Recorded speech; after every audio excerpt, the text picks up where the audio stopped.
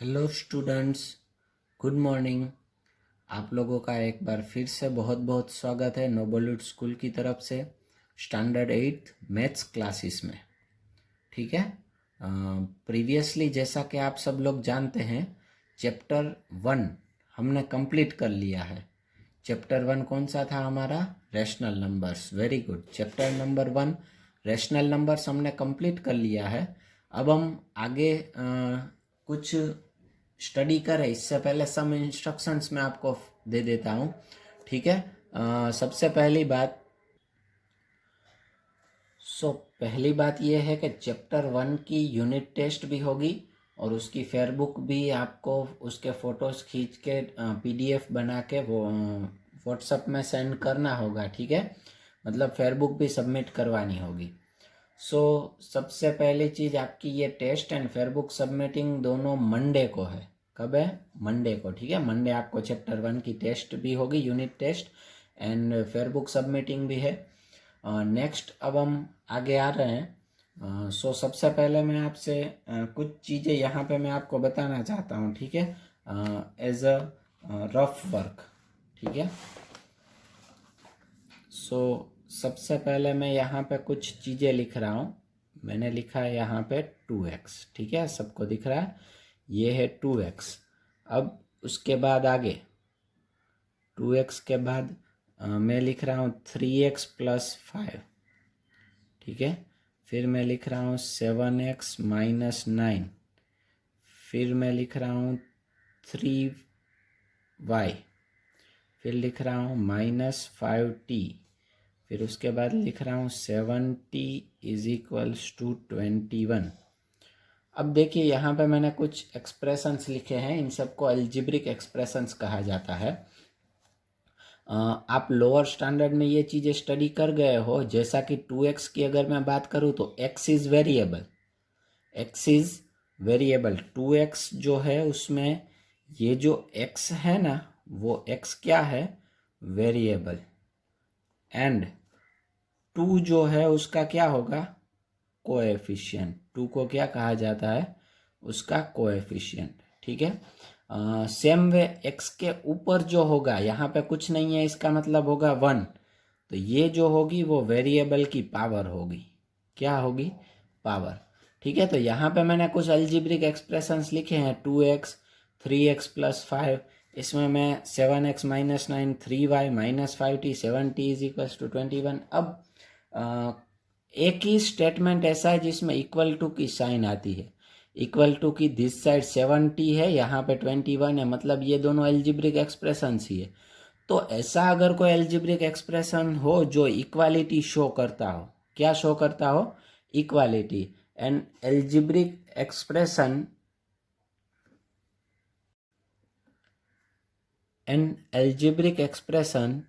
which shows equality, an algebraic expression which shows equality is called equation। उसे क्या कहा जाता है? इक्वेशन। सिंपल वर्ड्स में कहूँ तो जिस एक्सप्रेशन में इक्वल टू की साइन हो और दोनों साइड एक्सप्रेशंस हो, उसे क्या कहा जाता है? इक्वेशन। देखिए 2x is not equation, it is only expression. 3x + 5 is not equation. Same way 7x - 9 is also not an equation. तो इक्वेशन किसे कहेंगे? जिसमें इक्वल टू की साइन हो। ठीक है, यहाँ पे मैं लिख रहा हूँ, ये रफ वर्क है। ठीक है, ये आपको कुछ लिखना नहीं है, समझा रहा हूँ मैं। एन एक्सप्रेशन which shows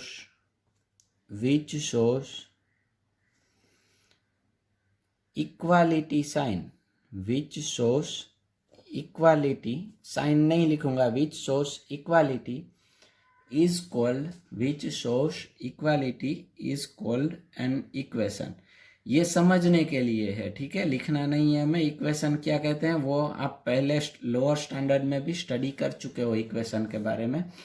ये हो गया आपका इक्वेशन। ठीक है, अब इक्वेशन में कुछ टाइप होते हैं। देखिए अगर मैं यहाँ पे ऐसे लिखूँ 5x + 3 = 8, या तो मैं ऐसे लिखूँ 7y + 3m = 2, या तो मैं लिखूँ x + y + z = 5।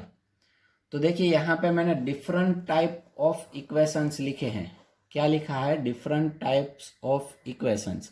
देखिए इसमें सिर्फ एक ही वेरिएबल है एक्स, ठीक है। ABCD के अल्फ़ाबेट्स जो हैं उसे वेरिएबल कहा जाता है। ये एक ही वेरिएबल है। यहाँ पे दो वेरिएबल है, एक y भी है एंड एक m भी है। सेम वे यहाँ पे 3 वेरिएबल्स है, x y एंड z, ठीक है। सो ये वन वेरिएबल वाला इक्वेशन कहेंगे इसे। Equation in one variable, equation in two variable, equation in 3 variable. जितने वेरिएबल्स हैं उतने वो आप उसको कह सकते हो equation in one variable, two variable और 3 वेरिएबल। मोस्टली हमें आप 10th तक स्टडी करोगे तो 2 तक का आएगा, ठीक है। अब उसके बाद इक्वेशन के कुछ टाइप्स होते हैं। अगर वेरिएबल की मैक्सिमम पावर 1 हुई, वेरिएबल की मैक्सिमम पावर कितनी है? 1।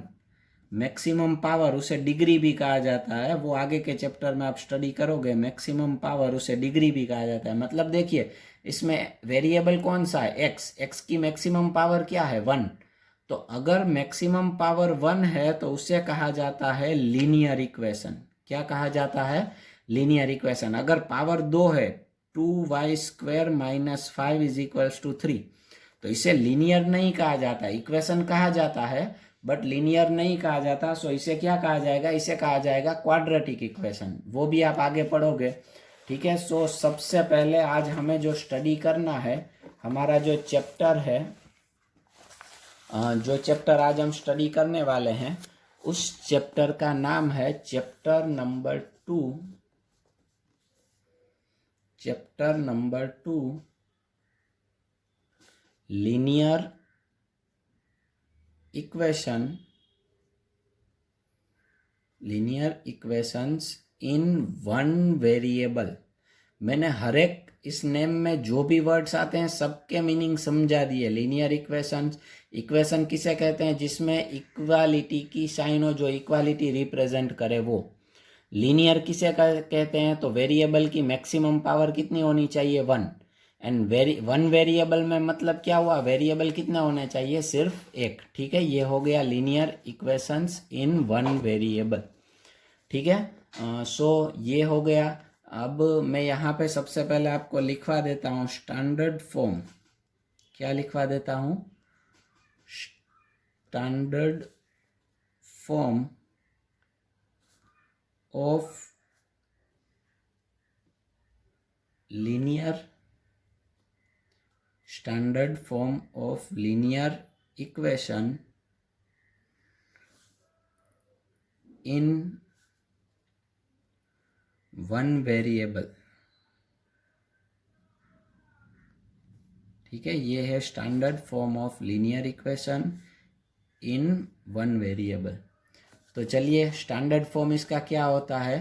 स्टैंडर्ड फॉर्म होता है linear equation in one variable का ax + b = 0 where a is not equal to 0 and a and b are rational numbers। देखिए कुछ लोग यहाँ पे ये स्टैंडर्ड फॉर्म को देख के कंफ्यूजन में आ जाते हैं कि सर ने तो बोला था वन वेरिएबल, यहाँ पे किसको 1 2 3 है। बट एक्चुअली यहाँ पे वेरिएबल सिर्फ एक्स ही है, एक ही है। ए एंड बी जो है वो तो आपके क्या है? नंबर्स हैं। सिर्फ नंबर्स को यहाँ पे डिनोट किया गया है। अब एक और चीज बता दूं मैं,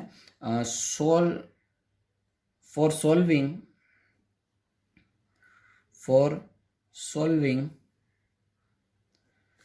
linear equation, for solving linear equation in one variable, linear equation in one variable, we have to find value of variable। हमें क्या करना होगा? वेरिएबल की वैल्यू फाइंड करनी होगी, ठीक है। समझ में आ गया? ओके, सो आपको ये क्लियर हो गया क्या करना होगा? सो अब इससे रिलेटेड स्टार्टिंग में सिंपल एक्सरसाइज है, एक्सरसाइज नंबर 2.1 मैं वो ले लेता हूँ, उसके बारे में डिस्कस करूँगा तब बताऊँगा, ठीक है। क्वेश्चन नंबर 1 उसमें आपको ऊपर नोटिस में से कहा है solve the following linear equations, ठीक है। सोल्व द फॉलोइंग इक्वेशंस ऐसा क्वेश्चन है। अब उसमें फर्स्ट वन क्वेश्चन कुछ ऐसा है, x - 2 इज इक्वल्स टू 7। अब x की वैल्यू फाइंड करनी है, कैसे फाइंड आउट होगी उसके लिए एक सिंपल ट्रिक मैं दे रहा हूं आपको, ठीक है। सिंपल ट्रिक में क्या करना होगा, सबसे पहले समझिए, x की वैल्यू हमें फाइंड आउट करनी है। किसकी वैल्यू फाइंड आउट करनी है, x की। किसकी वैल्यू फाइंड आउट करनी है, x की। x की वैल्यू फाइंड आउट करने के लिए क्या करेंगे, -2 को साइड चेंज करवाओ, क्या होगा, प्लस होगा। सो एक चीज मैं यहाँ पे बता दूं, अगर जिस वेरिएबल की वैल्यू फाइंड आउट करनी है उसको अकेला करना होगा, उसको अकेला करना होगा, तो उसके अलावा बाकी के जितने भी डिजिट्स या और कुछ भी होंगे उन सबको साइड चेंज करवानी होगी। अब साइड चेंज करवाने का रूल आपको पता है, आप 6th-7th में पढ़ चुके हो कि अगर किसी को हम साइड चेंज करवाते हैं, वो गिवन टर्म के साथ एडिशन में है तो साइड चेंज होगा तो सब्ट्रैक्शन में जाएगा, अगर सब्ट्रैक्शन में है तो साइड चेंज होगा तो एडिशन में जाएगा, अगर मल्टीप्लिकेशन में है तो कहाँ पे जाएगा, डिवीजन में, डिवीजन में है तो कहाँ पे आएगा, मल्टीप्लिकेशन में, ठीक है। लेकिन उसमें थोड़ा क्लियर रहना बहुत जरूरी है। कैसे, वो मैं अभी आपको एक आध सम आएगा तो बताऊंगा। सबसे पहले मैं इसकी बात करूं तो हमें अगर इसे सोल्व करना है तो -2 को क्या करवाना पड़ेगा, साइड चेंज, -2 उधर जाएगा तो क्या हो जाएगा, plus. So x is equals to क्या होगा, 7 तो ऐसे ही रहेगा, बाकी का सब कुछ ऐसे ही रहेगा। देखिए x का x ऐसे रहा, -2 उधर चला गया, इक्वल टू का इक्वल टू ऐसे ही रहा, 7 का 7। अब -2 उधर जाएगा तो क्या हो जाएगा, +2। तो x इज इक्वल्स टू 7 + 2 मतलब x इज इक्वल्स टू क्या आएगा, 9। It is the answer and sum is over. Clear हो गया। चलिए क्वेश्चन नंबर 2 देखते हैं हम इससे आगे, ठीक है। क्वेश्चन नंबर 2 में क्वेश्चन कुछ ऐसा है, question number 2, y + 3 is equals to 10। अब मैं इसमें भी सेम प्रोसेस करता हूँ, y को अकेला करना है, y इज वेरिएबल, +3 को उधर लेके जाओ, क्या होगा, माइनस होगा। सो y इज इक्वल्स टू क्या होगा, 10 - 3, 10 - 3 होगा। सो y इज इक्वल्स टू क्या आ जाएगा, 7 and sum is over. Simple है। ऐसा आप 5th-6th में भी स्टडी कर चुके हैं, थोड़े से डिफिकल्ट भी आएंगे, वो मैं आपको बाद में करवाऊंगा, ठीक है। सम नंबर 3 पे आ जाते हैं अब हम, question number 3।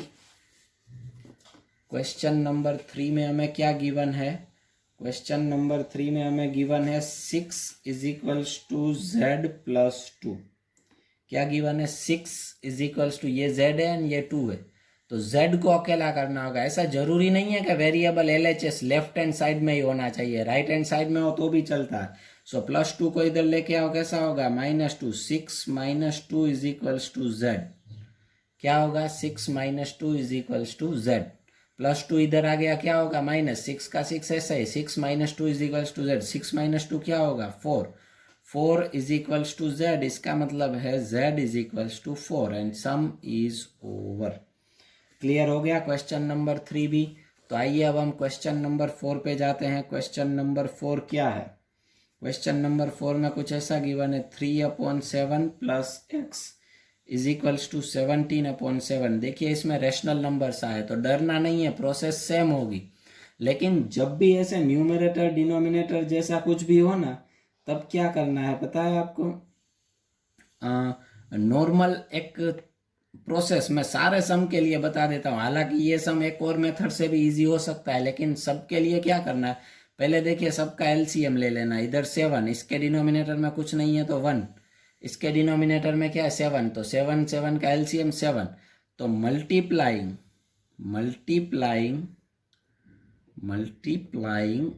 All the terms with 7, सारे टर्म्स को क्या करना है, 7 से मल्टीप्लाई करना है। कैसे करेंगे, चलिए ये मैं बताता हूं आपको। 7 × 3/7, ठीक है, पहले इसको किया।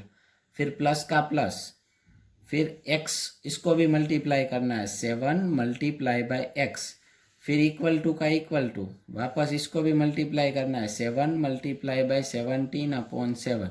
देखिए यहाँ पे 7 7 कट हो जाएगा, तो यहाँ पे क्या आएगा 3 प्लस 7 इंटू एक्स का क्या होगा 7x, ये 7 7 कट, तो यहाँ पे क्या आएगा 17। अब एक चीज मैं यहाँ पे क्लियर कर दूं, बहुत से लोग इन सम्स में बहुत वीक हो जाते हैं। क्यों वीक हो जाते हैं, उसके पीछे का भी रीजन है। रीजन ये है कि वो लोग 3 + 7x का क्या कर लेते हैं 10x कर लेते हैं। एक्चुअली 10x नहीं होता। क्यों नहीं होता, क्योंकि एडिशन एंड सब्ट्रैक्शन जो है वो सिर्फ और सिर्फ लाइक टर्म्स में होता है। किस में होता है, लाइक टर्म्स में होता है। समझ में आ रही है मेरी बात। अगर आपके पास 5 हेट मतलब पता है ना, हाँ ठीक है, या तो कैप ले लो तो इजीली समझ में आएगा, 5 कैप, ठीक है, एंड 3 कैट है। कैट मतलब बिल्ली। आपके पास 5 कैप है 3 कैट है, तो आप ऐसा नहीं बोल सकते मेरे पास 8 कैप है या 8 कैट है, ऐसा भी नहीं बोल सकते, नहीं बोल सकते ना। वैसे ही 3 + 7x का 10x नहीं होगा, ये 3 + 7x ही रहता है।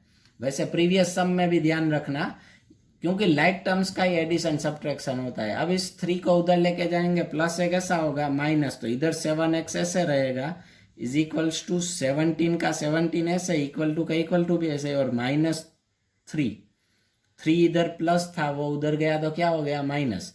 सो 7x इज इक्वल्स टू 17 - 3 मतलब क्या हुआ 14।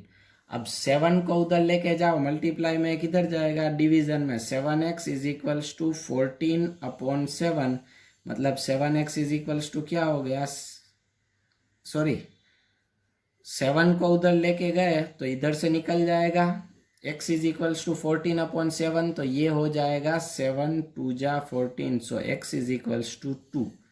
ये हो गया, सम इज ओवर। क्लियर है, समझ में आ रहा है। तो इसके जैसे आगे कुछ और सम लेंगे और कुछ आपको होमवर्क में भी देंगे। फेयर बुक में आपको क्या लिखना है, देखिए यहाँ से लिखना है, वीडियो में है ही पहले से, ठीक है। यहाँ से चैप्टर स्टार्ट करना है, ये पूरा लिखना है, ठीक है। फिर उसके बाद एक्सरसाइज 2.1 स्टार्ट करना है, क्वेश्चन नंबर 1, उसके बाद 2, फिर उसके बाद क्वेश्चन नंबर 3, उसके बाद क्वेश्चन नंबर 4 लास्ट में, ठीक है। आज के लिए इतना ही लेते हैं, चैप्टर का स्टार्टिंग है इसलिए। नेक्स्ट हम ठीक से अच्छे से मोर कुछ और इक्वेशंस जो हैं उनको सोल्व करने की मेथड जो है वो सीखेंगे, ठीक है। गुड बाय, घर पे रहिए और स्वस्थ रहिए।